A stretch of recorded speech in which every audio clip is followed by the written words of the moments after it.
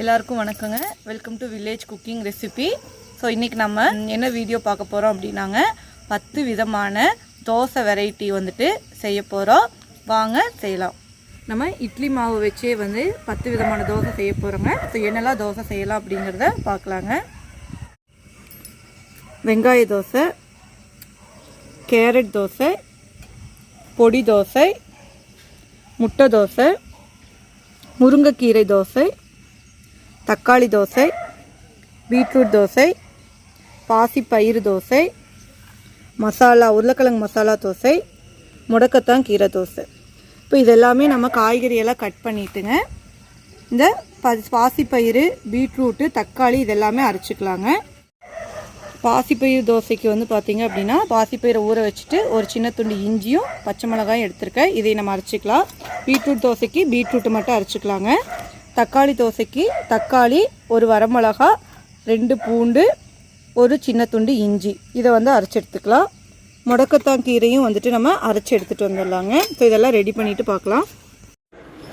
காய்கறியெல்லாம் கட் பண்ணி அரைச்சி எல்லாமே ரெடி பண்ணியாச்சுங்க. இனி நம்ம கல்லை சூடு பண்ணி தோசை ஊற்றிக்கலாம்.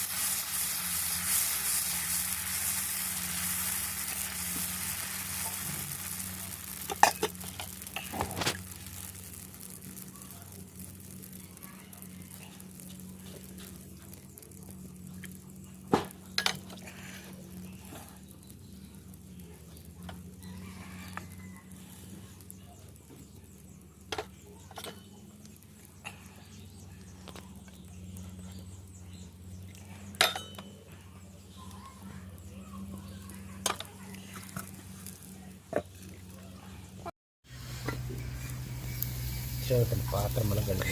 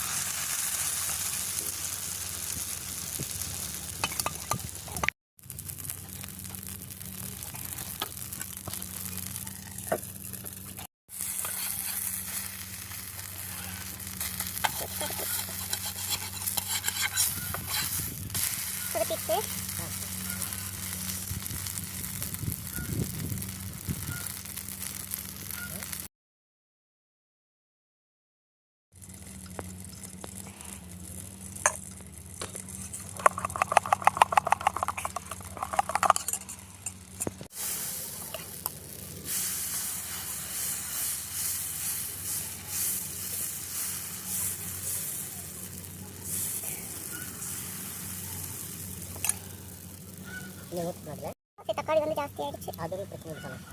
நீங்க இது ரெண்டு இருக்குது, இது ரெண்டு, இது ஒன்று இருக்குது, இது அது ஒன்று மட்டும் தான் இருக்குதுங்க. முடிஞ்சு மாவு வேணும்.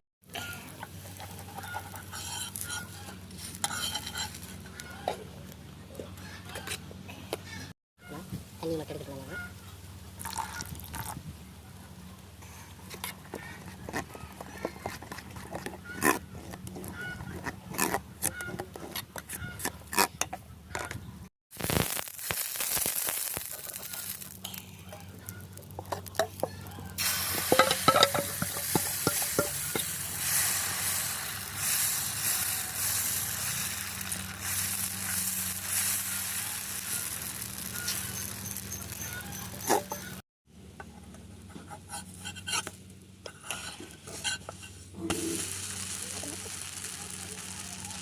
தக்காளி கொஞ்சம் கம்மி பண்ணிங்க.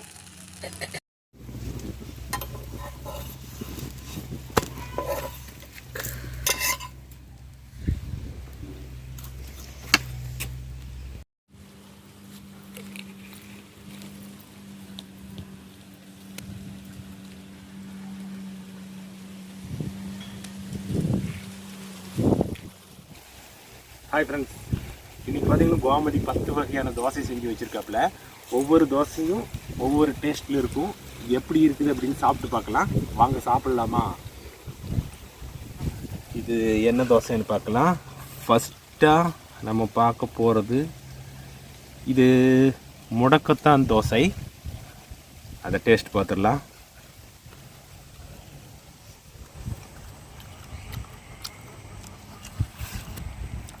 முடக்கத்தான் தோசை வந்து சூப்பராக இருக்குது. அது என்ன அப்படின்னா, அது கொஞ்சம் ஒரு கசப்பு தன்மை இருக்கும். இருந்தாலும் இன்றைக்கி அந்த தன்மையெல்லாம் ஒன்று காணோம். நல்லாயிருக்கு.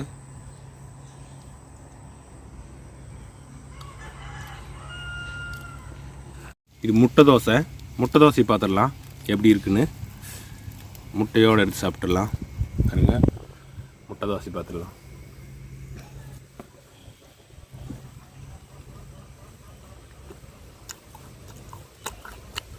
முட்டை தோசை நல்லாயிருக்கும்.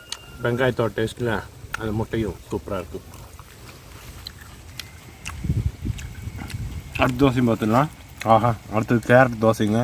அதுங்க கேரட்டோட அது ஒரு வாய் பார்த்துக்கலாமா? எல்லாம் ஒரு வாய் பார்த்தாலே வந்து வயிறு நிறைஞ்சிட மாட்டிருக்கு. கேரட் தோசை.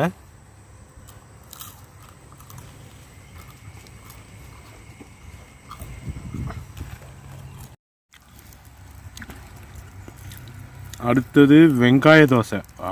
வெங்காய தோசை. வெங்காய தோசை பிடிக்காத யாருமே இருக்காதுங்க. சூப்பராக இருக்குங்க. பார்க்கலாமா எப்படி இருக்குன்னு? வெங்காய தோசை. இப்போ தான் நம்ம ஏரியாவில் அதிக மதிப்பே இந்த வெங்காயத்துக்கு தானுங்க. வெங்காய தோசை எப்படி இருக்குன்னு பார்த்துடலாம். நல்லாயிருக்கும். வெங்காயத்தோட டேஸ்ட்டுக்கும் சூப்பராக இருக்கும் வெங்காய தோசை. அடுத்தது மசால் தோசை. இது எல்லாத்துக்குமே பிடிக்கும். மசால் தோசை பாருங்கள். மசாலாவோட ஒரு வாய், கொஞ்சம் சட்னி, மசால் தோசை. மசால் தோசையும் நல்லாயிருக்கு.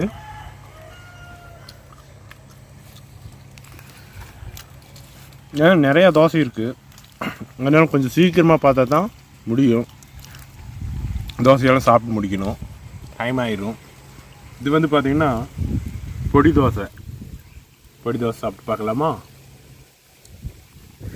பாருங்க, பொடி தோசை எப்படி இருக்குன்னு பார்க்கலாம். சட்னியோட கொஞ்சம் பொடி தோசை.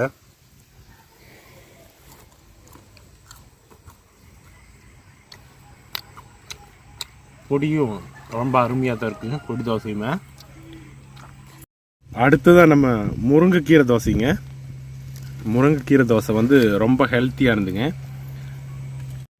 முருங்கைக்கீரை தோசை வந்து குழந்தைகளுக்கெல்லாம் இந்த மாதிரி போட்டு தோசை செஞ்சு கொடுத்தா தோசையை நல்லா சாப்பிடுவாங்க. அது ஒரு வித்தியாசமான டேஸ்ட்டாக இருக்குங்க. குழந்தைகளுக்கெல்லாம் நல்லா ஹெல்த்தியாக இருக்கும் இந்த முருங்கைக்கீரை தோசை சாப்பிட்டா. எல்லாருமே சாப்பிட்லாம், குழந்தைங்க பெரியவங்க எல்லாம் சாப்பிடலாம்.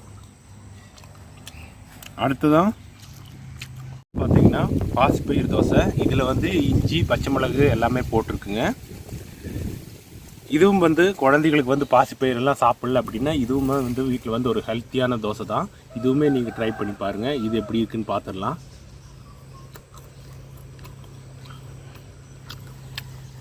தோசை நல்லா இருக்கு. இஞ்சியோட வாசனையும் சூப்பராக இருக்குங்க. அடுத்ததான் வந்து இது என்ன தோசை? இது பீட்ரூட். இது பீட்ரூட் தோசைங்க. இது சிகப்பு கலராக இருந்துச்சு, என்ன அப்படின்னு தெரியல, கலர்ஃபுல்லாக இருக்குது. இந்த தோசையை பீட்ரூட் தோசை சாப்பிட்டு போட்டுலாம். இதுவுமே வந்து ஹெல்த்தியான தோசை தானுங்க. இதுவுமே நம்ம வீட்டில் குழந்தைகளுக்கெல்லாம் வந்து இந்த மாதிரி பீட்ரூட்டில் செஞ்சு கொடுத்து கலர் கலராக தோசை சுட்டு கொடுக்கலாம். எல்லாருமே விரும்பி சாப்பிடுவாங்க. பீட்ரூட் தோசை சாப்பிட்டுலாம்.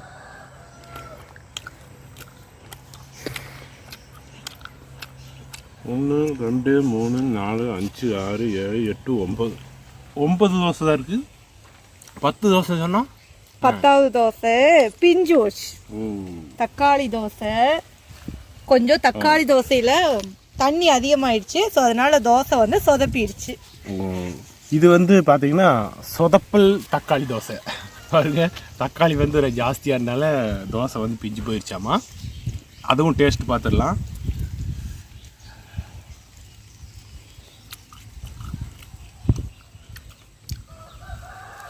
அதை விட ரொம்பவே நல்லா இருக்குங்க.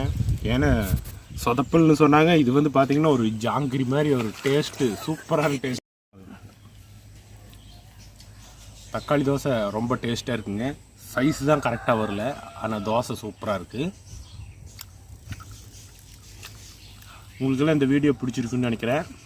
இந்த வீடியோ பிடிச்சிருந்துச்சுன்னா நம்ம சேனலுக்கு ஒரு லைக் பண்ணுங்கள், நம்ம சேனலை சப்ஸ்கிரைப் பண்ணுங்கள், பக்கத்தில் இருக்கிற பெல் பட்டனை ப்ரெஸ் பண்ணுங்கள். உங்களுக்கு இந்த வீடியோ பிடிக்கலன்னா தைரியமாக எல்லாம் டிஸ்லைக் பண்ணிக்கலாம். நன்றி, வணக்கம். என்னங்க இன்றைக்கி நம்ம சேனலில் 10 வெரைட்டி ஆஃப் தோசை எப்படி செய்யுதுன்னு பார்த்தீங்க இல்லையா?